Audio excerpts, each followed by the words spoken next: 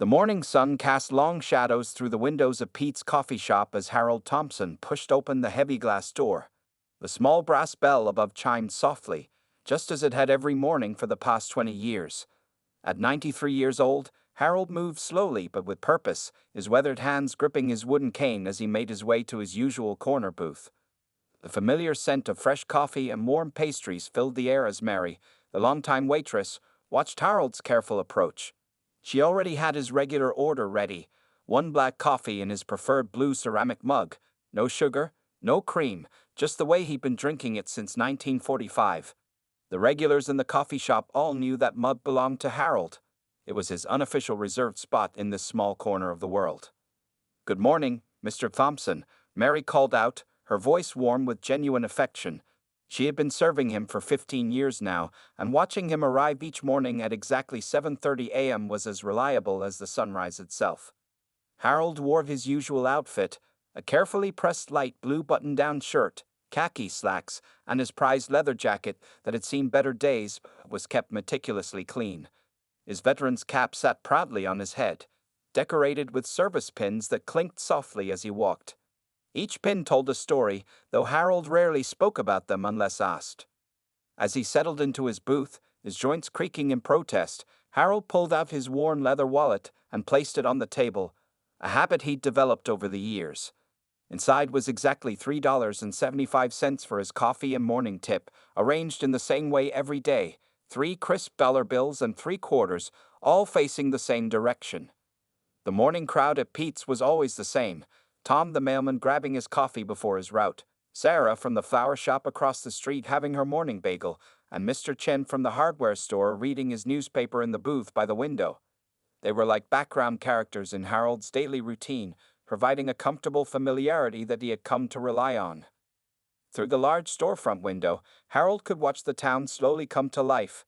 He observed the shop owners flipping their CLOs to signs to OPN, mothers walking their children to school, and office workers hurrying past with their briefcases and phones.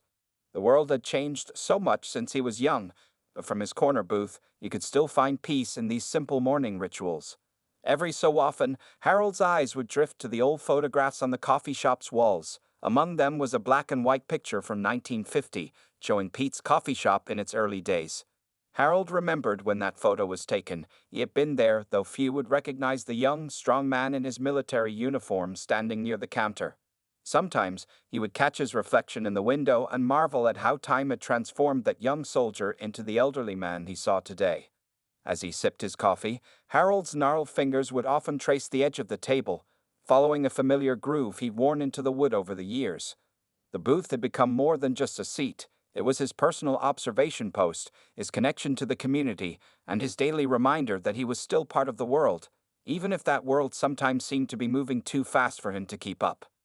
Mary would refill his cup exactly twice during his 2-hour stay, never needing to ask if he wanted more. They had perfected this dance years ago, and the routine brought comfort to them both. Sometimes she would pause to chat about her grandchildren or ask Harold's advice about her garden, knowing he had kept his own victory garden during the war years. On this particular morning, however, something felt different. The air seemed charged with an unusual energy as Harold noticed a few unfamiliar faces peering through the window. The rumble of motorcycle engines in the distance grew louder, and even Mary looked up from her coffee pot with curiosity. Little did Harold know that this ordinary Tuesday morning would mark the beginning of an extraordinary change in his carefully structured world. The peaceful morning routine at Pete's coffee shop changed dramatically when 6 motorcycles roared down Main Street, their engines echoing off the old brick buildings. Harold Thompson looked up from his coffee cup, his weathered hands tightening slightly around the familiar blue ceramic mug. The sound brought back memories, different bikes, different times, but the same thundering power. The bikers parked their shiny machines right in front of the coffee shop window, blocking Harold's usual view of the street. They were all dressed in black leather jackets with patches and logos Harold didn't recognize. Their leader, a tall man with a thick beard and dark sunglasses, walked in first, setting off the little brass bell that usually chimed so gently. Mary, the waitress, nervously adjusted her apron as the bikers filled the small shop. They were loud, their boots heavy on the old wooden floor, their voices carrying across the usually quiet morning space. Regular customers shifted uncomfortably in their seats. Mr. Chen actually folded his newspaper and left, something Harold had never seen him do in all these years. The group chose the tables near Harold's corner booth, dragging chairs across the floor with a screech that made several people wince. Their leader, who Harold would later learn was called Mike, sat closest to him. The smell of leather and motorcycle exhaust mixed with the coffee shop's usual warm scent of fresh pastries and coffee.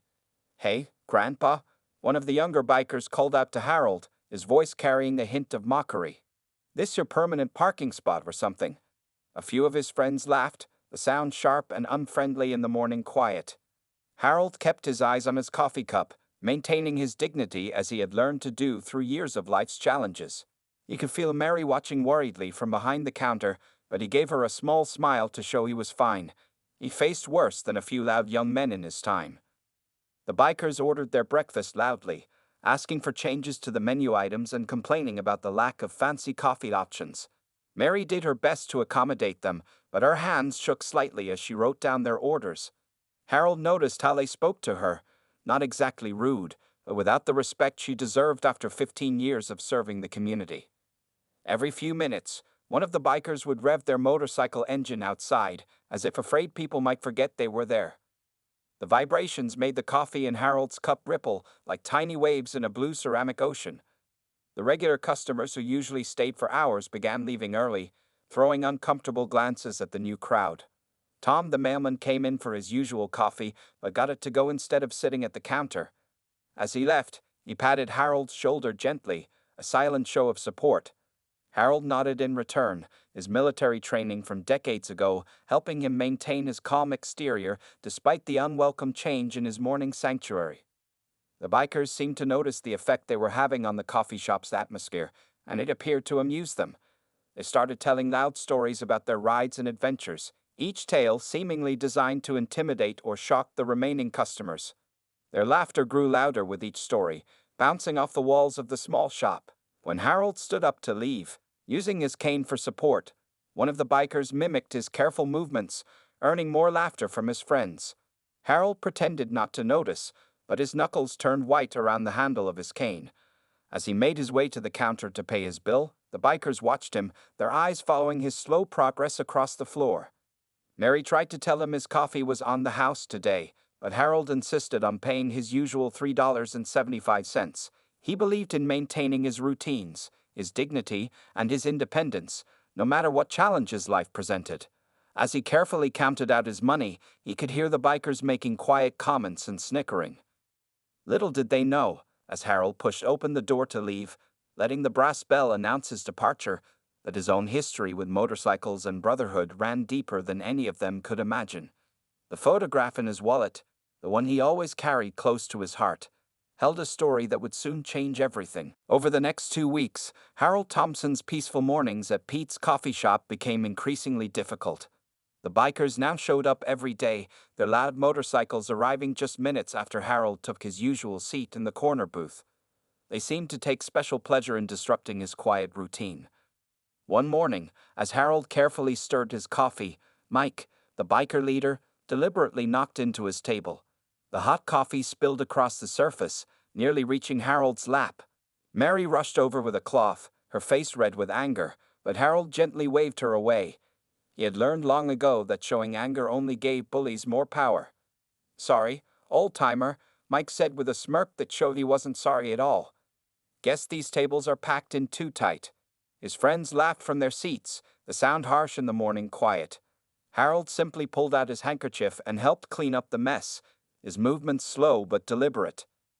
The regular customers had started changing their schedules to avoid the morning trouble. Sarah from the flower shop now grabbed her bagel to go, always pausing to squeeze Harold's shoulder before leaving. Mr. Chen had switched to reading his newspaper at the bakery down the street. Even Tom, the mailman, changed his route to stop at Pete's an hour earlier. The bikers noticed they were driving people away, and it seemed to encourage them. They started playing a game of seeing how close they could get their chairs to Harold's booth, scraping them across the floor with sharp, grating sounds. Each morning, they would crowd a little closer, like wolves slowly circling their prey. Mary tried her best to protect Harold. She would position herself near his table when serving coffee, creating a barrier between him and the bikers. Sometimes she would deliberately take longer to serve them, hoping they would get frustrated and leave. But the bikers seemed to have nowhere else to be and all the time in the world to cause trouble. One particularly tense morning, one of the younger bikers, a skinny man with tattoos on his neck, started mimicking Harold's trembling hands as he lifted his coffee cup. "Look at me, I'm Grandpa Shakes," he called out, causing his friends to roar with laughter. Harold's hands did shake more these days, but not from fear. Age and old war injuries had taken their toll on his steady grip. The coffee shop's owner, Pete Jr., son of the original Pete, tried to intervene once. He walked over to the bikers' table and quietly asked them to show more respect to his customers. The bikers responded by ordering more coffee and food, reminding Pete Jr. that they were paying customers too. Money talked, and Pete Jr. walked back to the kitchen with slumped shoulders. Harold noticed other changes too. The brass bell above the door didn't chime as often anymore. Fewer customers were coming in during the morning rush. The fresh pastries in the display case lasted longer, and Mary spent more time wiping already clean counters, her worried eyes constantly moving between Harold and the bikers. Despite everything, Harold refused to change his routine.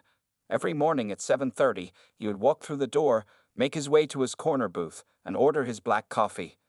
His military training had taught him that giving up ground to bullies only led to losing more ground. So he sat tall in his booth, his veteran's cap straight on his head, his eyes focused on his coffee cup or the window when he could see past the parked motorcycles. The bikers tried everything to get a reaction from him.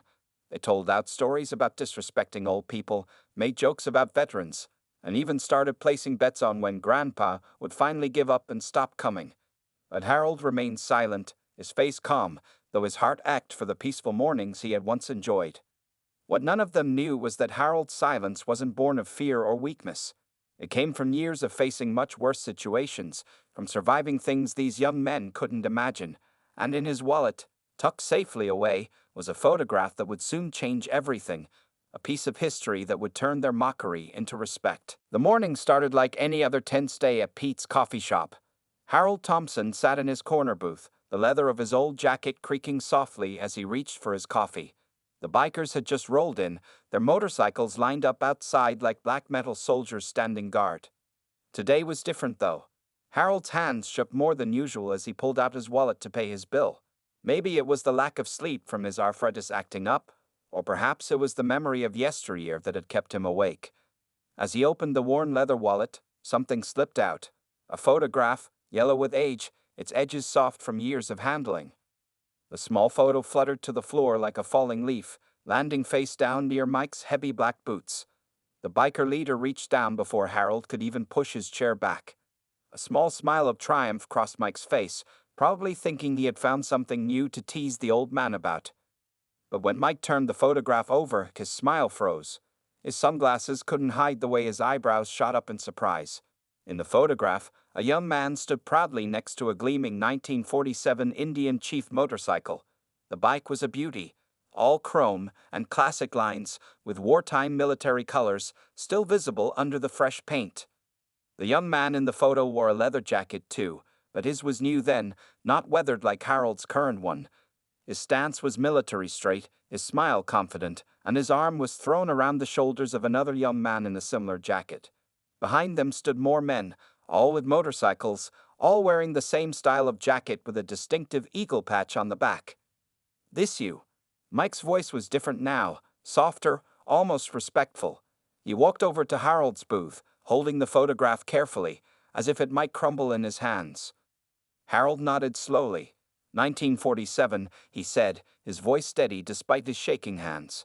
"Right after we formed the Eagle Riders." The other bikers, curious about their leader's change in tone, gathered around. One of them, the young one with neck tattoos, let out a low whistle. The Eagle Riders? The original Eagle Riders. The Eagle Riders were legends in the motorcycle world. They were one of the first motorcycle clubs formed after World War II, started by veterans who had served together. They had written many of the rules and traditions that modern motorcycle clubs still followed. Every biker knew the stories, passed down like precious family history. "That's Jimmy Martinez next to me," Harold said, pointing to the other young man in the photo. "We served together in the Pacific. When we got home, regular life seemed too quiet. The motorcycles gave us back the brotherhood we missed from our service days." Mike pulled off his sunglasses, revealing eyes that had lost their mocking gleam. He studied the other men in the photograph, taking in their proud stances, their military bearing. My old man used to talk about the Eagle Riders, he said quietly. Said they were the ones who taught him what it meant to be a real biker. Honor, loyalty, respect. The photograph made its way through the group of bikers, each one handling it with unexpected gentleness. They looked at the young Harold in the picture, then at the old man sitting quietly in the booth, as if seeing him for the first time. Mary watched from behind the counter, coffee pot forgotten in her hands, as the atmosphere in the shop changed. The tension that had filled the air for weeks seemed to dissolve, replaced by something new, something that felt almost like reverence. Harold reached for the photograph when it made its round back to him. His fingers brushed over the smooth surface, touching the faces of friends long gone. He hadn't planned to share this piece of his past, but maybe it was time. These young bikers, for all their rough ways, were part of a tradition he had helped create, even if they hadn't known it until now. The morning light streaming through the coffee shop window caught the silver pins on Harold's veteran cap, making them shine. In that moment, he wasn't just an old man in a coffee shop anymore. To the bikers, he had become something else, a living link to their own history, a connection to the legends they had grown up hearing about. Mike couldn't stop staring at the photograph in his hands. His mind was racing back to all the stories his father had told him about the Eagle Riders. As a child, he had sat for hours listening to tales about these legendary bikers who had changed motorcycle culture forever. My dad, Mike started, his voice unusually soft. He used to tell me how the Eagle Riders wrote the first real code for motorcycle clubs. Said they brought military honor to civilian riding. He looked up at Harold, shame creeping across his face as he remembered how they had treated this living legend. The skinny biker with the neck tattoos pulled out his phone and started searching frantically. His fingers shook as he pulled up an old article with black and white photos. "Look at this," he said, holding his phone next to the photograph. "It matches. That's the original Eagle Riders meeting in '47. They were in all the motorcycle history books." Harold sat quietly, watching as the bikers pieced together who he really was. Mary brought him a fresh cup of coffee, beaming with pride as she watched the bullies transform into admirers. The regular customers who had been keeping their distance started drawing closer, curious about the sudden change in atmosphere. "We had rules," Harold said, his voice strong despite his age. "Respect for everyone, not just other riders. Help anyone in trouble on the road. Never leave a brother behind." He looked directly at Mike. The patch wasn't about intimidating people. It was about responsibility to the community. One of the bikers noticed something else in the photograph: medals pinned to the young Harold's military uniform that he wore under his leather jacket. "Sir," he said, the words "sir" coming naturally now, "those are combat medals from the Pacific." Harold nodded slowly. "Guadalcanal," he said simply. The bikers exchanged glances. They knew that battle from their history books, one of the bloodiest fights in the Pacific during World War II. Suddenly, their weeks of mocking an old man shaking hands seemed even more shameful. Mike pulled up a chair, this time asking politely if he could join Harold. Would you tell us about how the Eagle Riders started?" he asked.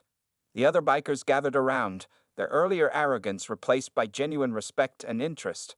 Harold looked at their eager faces and saw something familiar, the same hunger for brotherhood and purpose that he and his friends had felt after coming home from war. He pulled another photograph from his wallet, this one showing the Eagle Riders helping at a local children's hospital in 1948. "We didn't just ride," Harold explained, pointing to the old photo. "We served the community, used our love for motorcycles to do good, organized charity rides, helped stranded motorists, looked out for each other's families." The morning sun streamed through the coffee shop windows, catching the chrome on the motorcycles parked outside. The light seemed different now, friendlier somehow. Regular customers began returning to their usual seats, sensing the change in the atmosphere. Tom the mailman walked in for his usual coffee and stopped short, surprised to see the bikers listening intently to Harold instead of mocking him. Mary was smiling as she served coffee to everyone, the tension of previous weeks completely gone.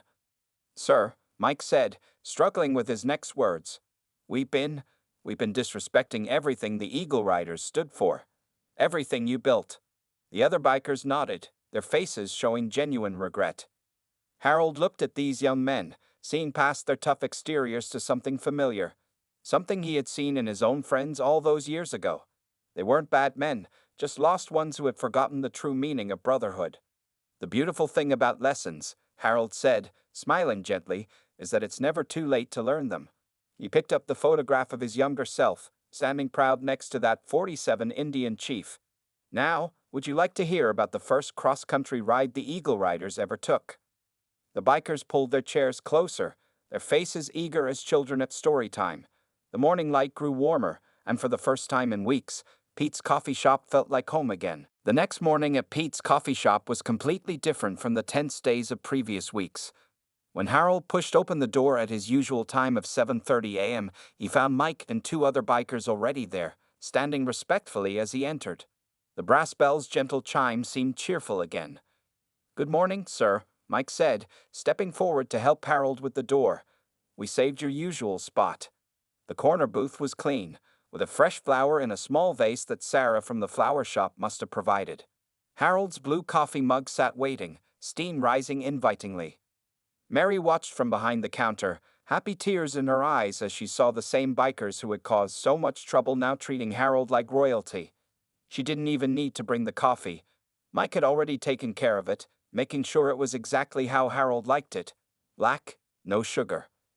"The boys and I were hoping," Mike said as Harold settled into his booth, "that you might tell us more about the early days.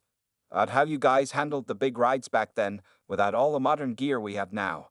The other bikers nodded eagerly, their faces showing genuine interest.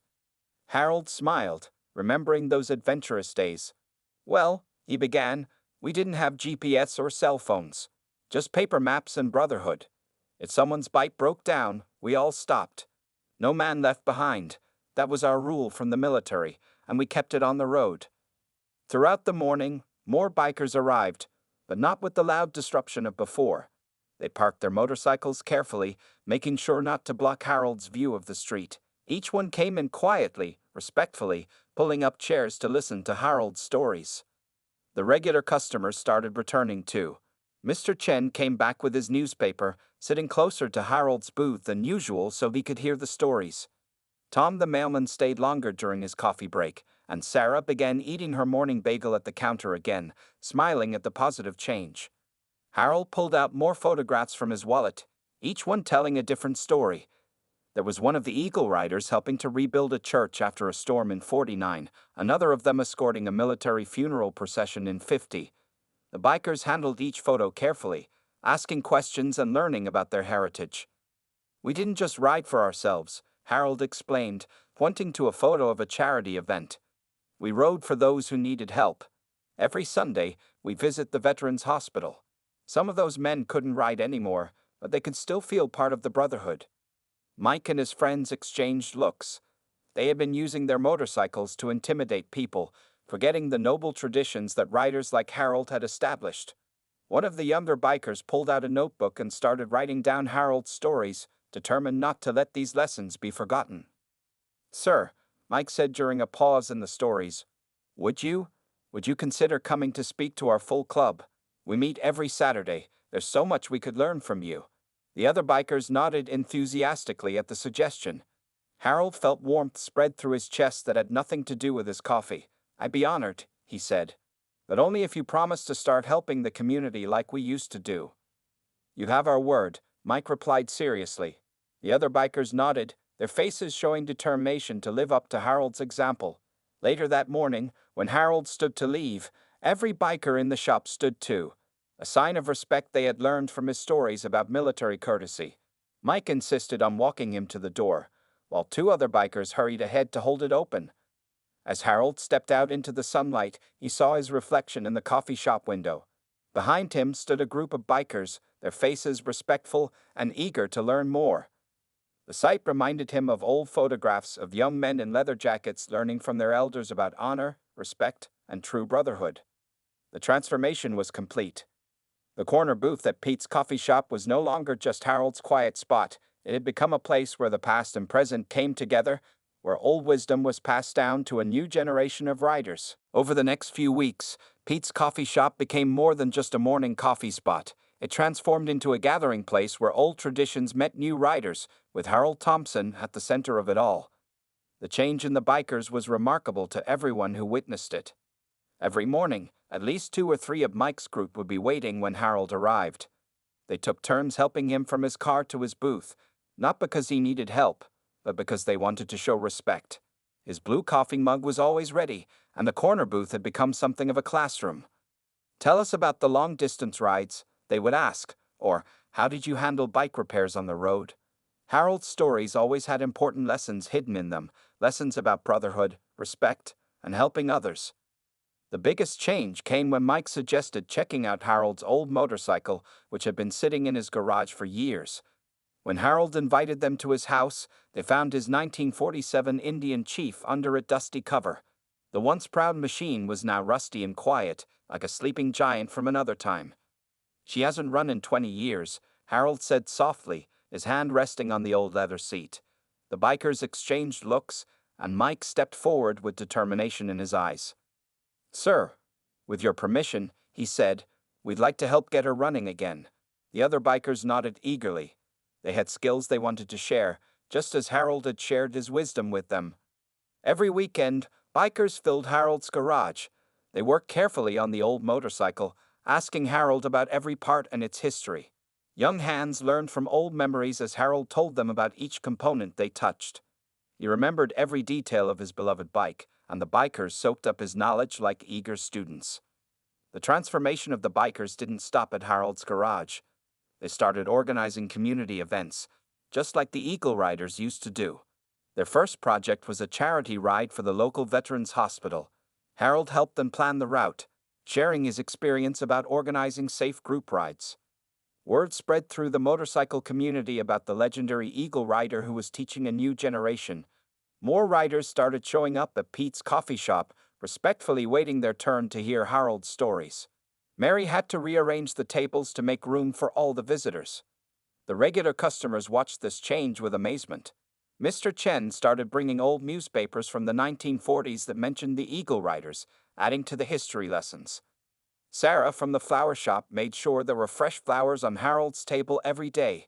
Even Tom, the mailman, started arriving earlier to hear the morning stories before starting his route. One morning, Mike and his group surprised Harold by showing up all wearing new leather jackets. On the back of each jacket was a small eagle patch, designed to honor the original Eagle Riders but different enough to show respect for the original group. "We wanted to show that we're learning from the past," Mike explained, his voice full of emotion. "We're not trying to be the Eagle Riders, we're trying to live up to their example." Harold felt his eyes grow wet as he looked at these young men, so different from the troublemakers who had first walked into Pete's coffee shop. They had become like sons to him, eager to learn and determined to keep the true spirit of brotherhood alive. The coffee shop's atmosphere had changed completely. Instead of tension and fear, it was now filled with respect and friendship. The brass bell above the door rang constantly as riders came and went, each one stopping to greet Harold with respect. Pete Jr., the shop's owner, had to order more coffee cups to handle all the new customers. He even hung a new photograph on the wall, one showing Harold with Mike and his group, the old Eagle Rider surrounded by the next generation of brotherhood. The transformation was more than just about motorcycles. It was about wisdom being passed down, respect being earned, and a new kind of family being formed. Harold's corner booth had become a bridge between generations, connecting the proud history of the past with the promise of the future. On the morning of Harold Thompson's 94th birthday, Pete's coffee shop looked different. Colorful balloons decorated the windows, and a hand-painted banner reading "Happy Birthday, Harold" hung across the front. But the biggest surprise waited outside, covered by a large blue tarp. Harold arrived at his usual time, 7:30 a.m. sharp, and found the coffee shop packed with people. Mike and his bikers stood at attention, wearing their eagle patch leather jackets. Mary had tears in her eyes as she held a birthday cake. All the regular customers were there. Mr. Chen with his newspaper, Sarah from the flower shop, and Tom the mailman who had delayed his route just for this. "Happy birthday!" Everyone shouted as Harold walked in. The old veteran stopped at the door, surprised by the crowd. His weathered face broke into a warm smile as Mike stepped forward to help him to his usual booth, which was decorated with red, white, and blue streamers. "We have something for you, sir," Mike said, his voice shaking with excitement. "But first, we want to show you what we learned from you." He nodded to his fellow bikers, who began sharing stories of their recent community work. They had started a program helping homeless veterans, inspired by Harold's stories about the Eagle Riders. They were teaching motorcycle safety classes to young riders, passing on the wisdom Harold had shared. Every Sunday, just like the original Eagle Riders, they visited the Veterans Hospital. Harold listened proudly as each biker spoke. These were the same young men who had once mocked him, now transformed into community leaders. His hand still shook as he held his blue coffee mug, but now it was from emotion rather than age. "And now," Mike announced, "for your real birthday surprise." He helped Harold walk outside, where the blue tarp covered something large. The crowd followed, filling the sidewalk in front of the coffee shop. "Ready?" Mike asked, gripping the tarp. Harold nodded, and Mike pulled it away to reveal a perfectly restored 1947 Indian Chief motorcycle, identical to Harold's original bike from the photograph. The machine gleamed in the morning sun, its chrome sparkling like new. Harold stood speechless. The motorcycle was perfect. Every detail matched his memories. The paint was the exact shade of deep red he had chosen all those years ago. The leather seat had the same pattern. Even the eagle design on the fuel tank matched his old bike. "We all pitched in," Mike explained, his voice full of pride. "Found one just like yours and spent months restoring it. Everyone helped, the whole motorcycle community. Even got some original parts from collectors who heard your story."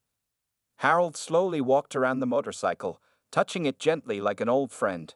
His fingers traced the handlebars, the seat, the fenders, each part bringing back memories of younger days. "That's not all," Mike continued. He handed Harold a leather-bound album. Inside were photographs, not just old ones, but new ones too. Pictures of the bikers working in Harold's garage, shots from their charity rides, images of them helping in the community. The final page showed an official document. They had registered their group as Harold's Eagles, with a mission statement based on the original Eagle Riders' values. The morning sun grew warmer as Harold looked at his reflection in the motorcycle's chrome. In it, he could see both his younger self and the man he was now, surrounded by a new generation of riders who understood what brotherhood really meant. "Would you lead us on a ride, sir?" Mike asked softly. "Just around the block? We'll ride beside you, nice and slow." Harold looked at the bike, then at the eager faces around him. He remembered the young soldier he had been, the brotherhood he had helped build, and the legacy that would now live on through these men. With Mike's help, Harold swung his leg over the motorcycle. The leather seat felt familiar, like coming home after a long journey. The engine started with a gentle rumble, its sound bringing back a flood of memories. As Harold led the group of bikes down Main Street, people came out of their shops to watch. The sound of motorcycles was different now, not threatening, but proud. It was the sound of respect, of brotherhood, of traditions passed down and honored. Pete's coffee shop grew smaller in Harold's mirrors, but he knew his story there wasn't ending. It was just beginning again, through the hearts and actions of a new generation of riders who had learned the true meaning of brotherhood from a 94-year-old veteran who never gave up his corner booth.